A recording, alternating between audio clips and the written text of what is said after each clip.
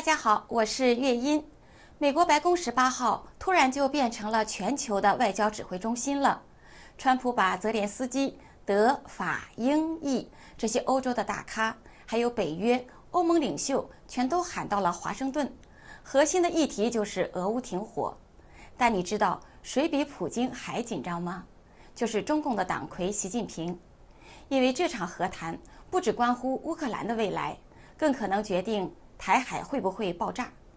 川普自己也讲过，习近平曾经亲口承诺过他，只要你在任，我不会动台湾。但习近平还留了一句，中国很有耐心。这耐心的背后是什么呢？等机会。所以问题就来了，如果美欧在俄乌战场上示弱，习会不会觉得动台湾也有空间呢？如果西方强硬，逼着普京退让，那就是给习最直接的警告。你要是敢冒进，那代价可是吓死人的。偏偏习现在自己就内外交困，军队清洗了21个将领也不放心，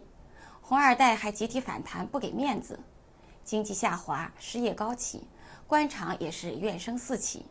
这种局面他会收手吗？还是会孤注一掷呢？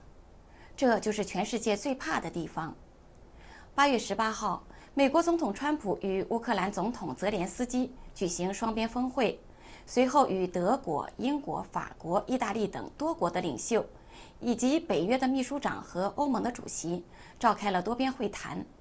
这场会议延续了双普会的议题，聚焦怎么推动俄乌停火以后战后乌克兰的安全保障。自从2022年爆发的俄乌战争已经延烧了3年有余，不仅重塑了欧洲的安全格局，也成为中美博弈的关键试炼场。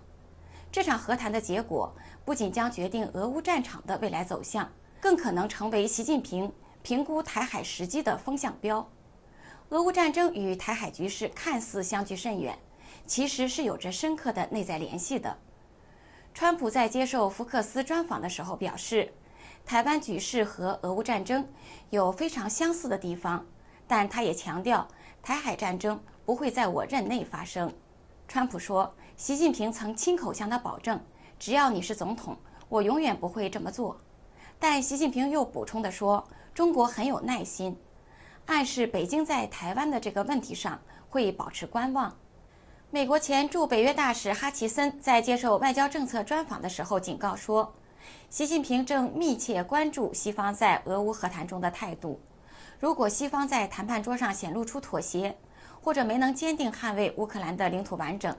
可能就被北京解读为对侵略行为的默许，这样就会降低习近平对台动武的心理门槛。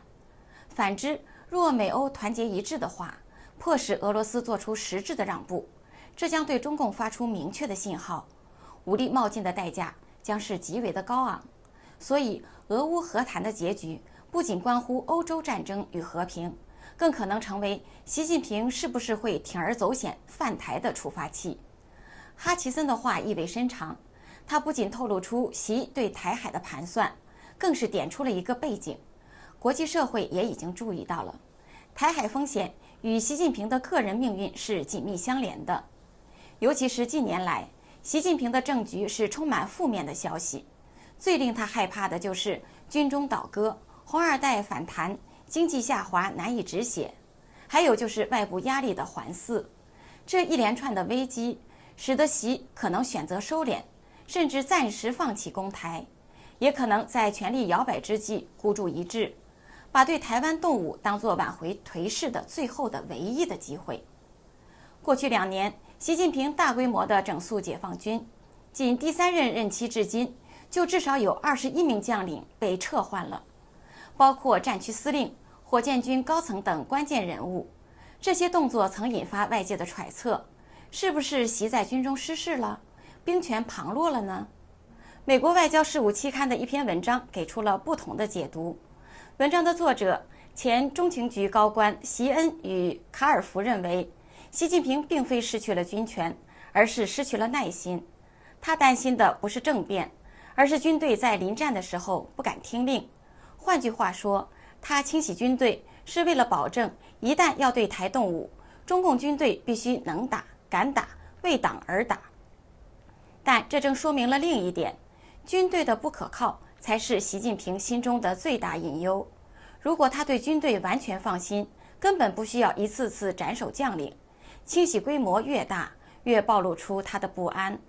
所以军中震荡不是习权势的象征，而是焦虑的投射。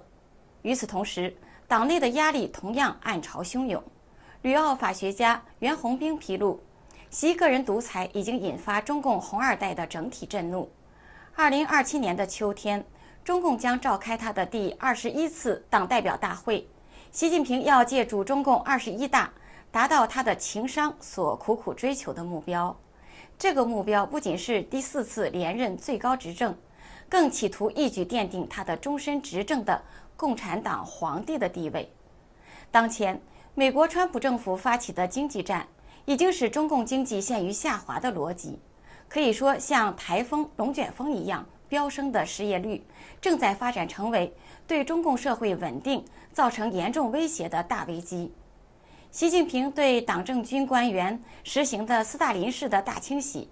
不仅没有达到让官员对他的所谓绝对的忠诚的目的，反而是官心动荡，官怨沸腾，官怒冲天。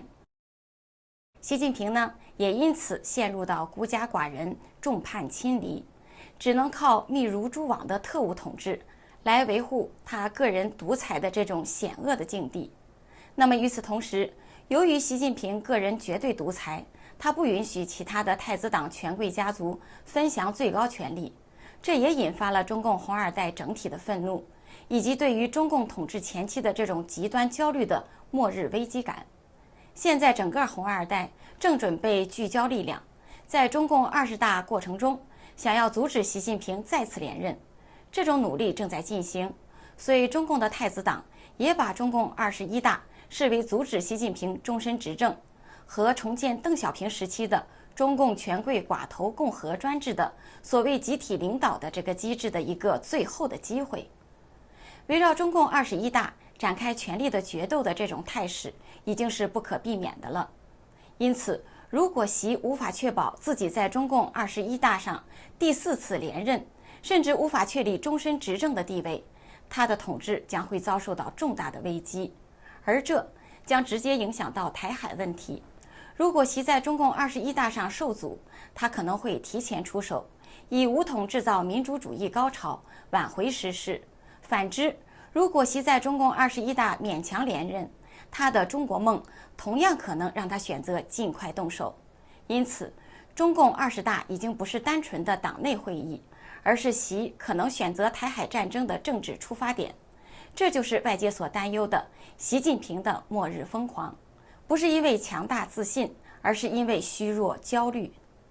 从川普与普京的谈判到习对西方态度的凝视，我们看到的是一个陷入困境的独裁者。他既可能退缩，也可能冲动，但真正的危险在于，一旦他选择孤注一掷，全世界都将被裹挟进来。因此，当我们问习近平会不会放弃攻打台湾，答案也许是放弃，只是暂时的假象，孤注一掷才是最大的风险。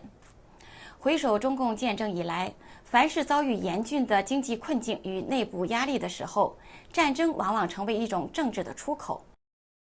比如1950年朝鲜战争爆发，中国刚经历土改与镇反，内部动荡不安，粮食短缺，百废待兴，毛泽东却选择抗美援朝，表面是保家卫国，实际就是透过战争把国内的矛盾向外去转移，进一步绑定社会动员，强化权威。还有1962年中印边境战争同样如此，当时大跃进刚结束，3年大饥荒饿死了上千万的人，社会上是怨气冲天。这场边境冲突被放大为自卫反击战，既转移了大跃进的失败，又再一次以民族情绪凝聚人心。1979年，邓小平发动对越自卫反击战，背后也有相似的逻辑。改革开放初期的经济尚在艰难起步，邓小平却选择用一场战争向国内外宣示他的强势地位，向国际展示姿态，同时在国内凝聚民族共识。